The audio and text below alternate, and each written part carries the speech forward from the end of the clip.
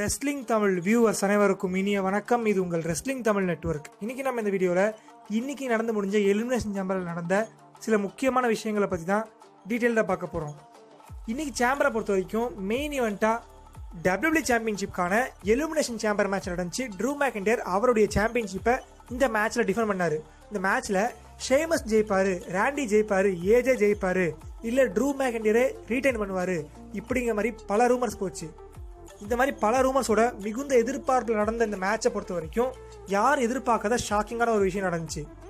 சில ஃபேன்ஸ் எதிர்பார்த்த மாதிரி ட்ரூ மேக்கின்டையரே அவருடைய WWE சாம்பியன்ஷிப்பை ரீடைன் பண்ணிக்கிட்டாரு. இந்த மேட்ச் அவங்க இப்படியே முடிச்சிருந்தா இது ஒரு சாதாரண எண்டிங்காகவும் இந்த மேட்ச் வச்சதுக்கு யூஸே இல்லாமல் இருந்திருக்கும். ஆனால் இந்த மேட்ச் முடிஞ்சு WWE ஒரு பெரிய ட்விஸ்ட் வைக்கிறாங்க. அது என்ன அப்படின்னா, இந்த மேட்ச் முடிஞ்சு ட்ரூ செலிப்ரேட் பண்ணும்போது பாபி லாஷ்லே ஷாக்கிங்காக ட்ரூ மேக்கின்டையர் அட்டாக் பண்ணார். நம்ம எல்லாம் எதிர்பார்த்த விஷயம் தான், ட்ரூ மேக்கின்டையருக்கும் பாபி லாஷ்லேக்கு ஒரு ரெஸ்ல்மேனியால மேட்ச் வரும் அப்படிங்கிற மாதிரி ரூமர்ஸ் போச்சு. அதுக்கேற்ற மாதிரி ஃபியூடை ஸ்டார்ட் பண்ணியிருக்காங்களோ அப்படின்னு நினச்சோம். ஆனால் அந்த நேரத்தில் இன்னொரு ட்விஸ்ட்டாக என்ன பண்ணாங்கன்னா, current money in the bank வின்னரான மிஸ் அவருடைய money in the bank brief கேஸை ட்ரூ மேக்கின்டையருக்கு அகெயின்ஸ்டாக கேஷன் பண்ணுறாரு. ஆல்ரெடி சேம்பர் மேட்ச் ஆடியும் பாபி லாஷ்லே கிட்ட அடி வாங்கியும் ரொம்ப களைப்பாக படத்துக்கு இருக்கிற ட்ரூ மேக்கின்டையர் கிட்ட இதுதான் சரியான சாக்கு அப்படிங்கிற மாதிரி அந்த சான்ஸ் யூஸ் பண்ணி அவருடைய money in the bank brief கேஸை கேஷன் பண்ணி நியூ WWE சாம்பியன் ஆறாரு. இது ஒரு சக்ஸஸ்ஃபுல் கேஷின். இது யாரும் எதிர்பார்க்கவே இல்லை. ஏன்னா ரொம்ப சர்ப்ரைஸ்.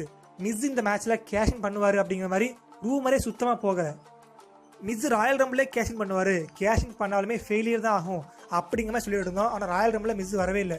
இந்த மேட்சை பொறுத்த வரைக்கும் யார் எதிர்பார்க்காத மாதிரி மிஸ் கேஷின் பண்ணியிருக்காரு. இப்போது கதைக்கு வருவோம். மிஸ்ஸை பொறுத்த வரைக்கும் யார் எதிர்பார்க்காத மாதிரி திடீர்னு கேஷின் பண்ண வைக்கிறதுக்கான காரணம் என்ன? மிஸ்ஸை ரீசன்ட் டைம்ஸில் ரொம்ப ஜாபர் மாதிரி காட்டினதுனால இவர் WWE சாம்பியன் ஆனது நிறைய பேருக்கு சர்ப்ரைஸாகவும் ஷாக்கிங்காகவும் இருக்கும், சில பேருக்கு ஹாப்பியாக இருந்திருக்கும். மிஸ்ஸை சாம்பியன் ஆக்கணும் அப்படிங்கிறது ஆக்சுவல் பிளான் கிடையாது. இது ஒரு வாரத்துலையோ இல்லை ஒரு மாதத்துலையோ இந்த 2-3 வாரங்களில் பிளான் பண்ணப்பட்டதாக இருக்கும். ஆனால் மிஸ்ஸை பொறுத்த வரைக்கும் லாங் டைமாக சாம்பியனாக இருக்க வாய்ப்பு இல்லை. 1 மாதத்தில் 2 மாதத்துலேயே தோக்கிறதுக்கு தான் அதிகபட்ச வாய்ப்பு இருக்குது. காரணம் அவரை காட்டுற விதம் தான்.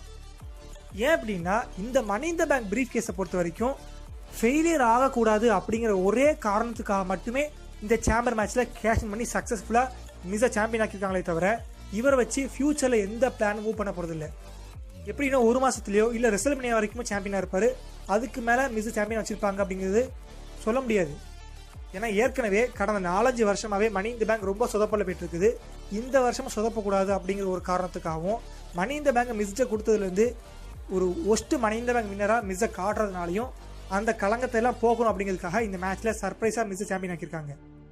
இப்போதைக்கு மிஸ்ஸுடைய ரெஸ்ல்மேனியா பிளான்ஸ்க்கு 3 ரூமர்ஸ் போயிட்டு இருக்குது. அது என்ன அப்படின்னா, முதல்ல மிஸ்ஸுக்கும் மோரசனுக்கும் ஒரு ஃபியூடை ஸ்டார்ட் பண்ணி அவங்களுக்கு ரெஸ்ல்மேனியாவில் மேட்ச் வைக்கலாம் அப்படிங்கிற மாதிரி ரூமர்ஸ் போகுது. எனக்கு என்னமோ அதில் நம்பிக்கை இல்லை. இவ்வளோ சின்ன மேட்ச் ரெஸ்ல்மேனியாவில் வைப்பாங்களா அப்படிங்கிற மாதிரி எனக்கு தெரியல. இன்னொரு ரூமர் என்ன அப்படின்னா, பாபி லாஷ்லேயோட உதவியால் மிஸ் சாம்பியன் இருக்காரு. ட்ரூ மேக்கின்டையரை மிஸ் கிளீனாக ஜெயிக்கல, கேஷன் பண்ணி ஜெயிச்சாரு. அதனால பாபி லாஷ்லேயும் WWE சாம்பியன்ஷிப் கிளைம் பண்ணலாம், ட்ரூ மேக்கின்டையர் ரீமேட்ச் கேட்கலாம். ஸோ ரெஸ்ல்மேனியாவில் Bobby Lashley versus Miz versus Drew மேக்கின்டையருக்கு ஒரு ட்ரிபிள் ரைட் மேட்ச் நடக்கலாம் அப்படிங்கிற மாதிரி ரூமர்ஸ் போகுது. இன்னொரு ரூமர் போகுது, அது நடக்குமா என்ன தெரியல. என்ன அப்படின்னா, ரெஸ்ல்மேனியாக்கு முன்னாடியே மிஸ்ஸை பாபி லாஷ்லேவோ இல்லை ட்ரூ மேக்கின்டையரோ சேலஞ்ச் பண்ணி மிஸ் கிட்ட இருந்து WWE சாம்பியன்ஷிப் ஜெயிச்சு ரெஸ்ல்மேனியாவில் பாபி லாஷ்லேக்கும் ட்ரூ மேக்கின்டையருக்கும் WWE சாம்பியன்ஷிப்க்கு மேட்ச் நடக்கலாம் அப்படிங்கிற மாதிரி ரூமர்ஸ் போயிட்டு இருக்குது.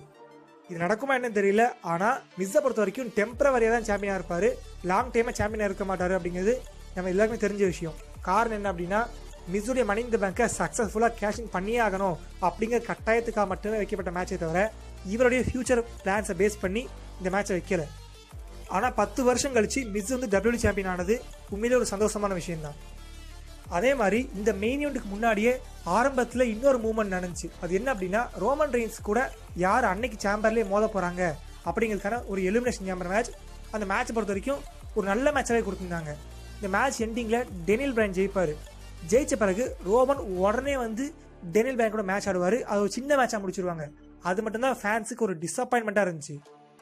இந்த மேட்ச் ஒரு நல்ல மேட்சாக கொடுத்துக்கலாமோ அப்படிங்கிற மாதிரி தோணுச்சே தவிர மற்றபடி இந்த மேட்ச்க்கு அப்புறமா எட்ஜ் ரோமனுக்கு ஸ்பியர் போடுற மூமெண்ட்லாம் உண்மையிலே இந்த ஃபியூடை ஹைப் ஏற்றுற மாதிரி ஒரு வேற லெவலான மூமெண்ட்டாக இருந்துச்சு. இதுக்கு முன்னாடி இந்த நடந்து முடிஞ்ச ஸ்மாக் டவுனில் ரோமன் ரெயின்ஸ் எட்ஜுக்கு ஸ்பியர் போட்டிருப்பாரு. அதை எல்லாரும் பார்த்துருப்பீங்க. ஜே உசோக்கு எட்ஜு ஸ்பியர் போட்ட உடனே ரொம்ப சர்ப்ரைஸாக எட்ஜுக்கு ரோமன் ரெயின்ஸ் ஸ்பியர் போட்டு எட்ஜை ரெசல்மேனியாக்கு கன்ஃபார்ம் பண்ணுவார். நிறைய ஃபேன்ஸ் இதை பார்த்து ரொம்ப ஹாப்பியாக இருந்திருப்பீங்க, ரொம்ப இன்ட்ரெஸ்டாக இருந்திருப்பீங்க. காரணம் என்ன அப்படின்னா, நம்ம எதிர்பார்த்த ஒரு dream match, spear vs spear match. அந்த மேட்ச் வந்து நடக்க போகுது அப்படிங்கிற மாதிரி ரொம்ப எக்ஸைட்டாக இருந்திருப்போம். எட்ஜுக்கே ஸ்பியர் போட்டார், இந்த ஃபியூட் எப்படி போகுமோ அப்படிங்கிற மாதிரி அடுத்தடுத்த வாரங்களில் இந்த எட்ஜ் vs ரோமன் ஸ்டோர் லைனுக்கு நிறையவே ரொம்ப ஆவலாக இருந்திருப்பீங்க.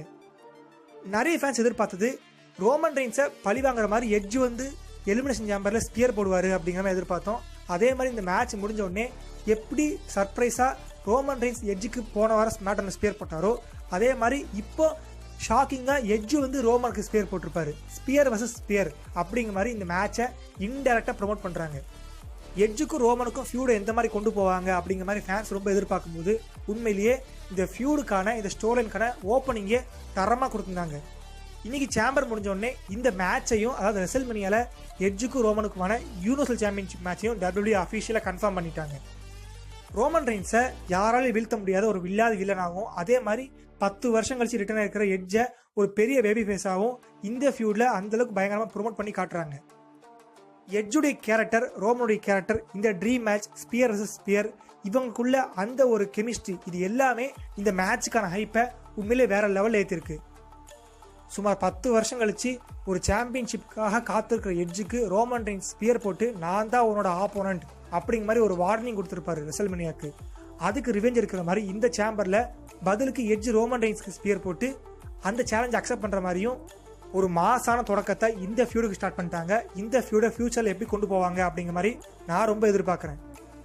நீங்கள் எந்த அளவுக்கு ரொம்ப எதிர்பார்க்குறீங்க அப்படிங்கிற உங்களுடைய ஓன் ஒப்பீனியனை நீங்கள் கீழே கமெண்ட் பாக்ஸில் கமெண்ட் பண்ணுங்கள். அண்ட் ஃபைனலி, தேங்க்ஸ் ஃபார் வாட்சிங்.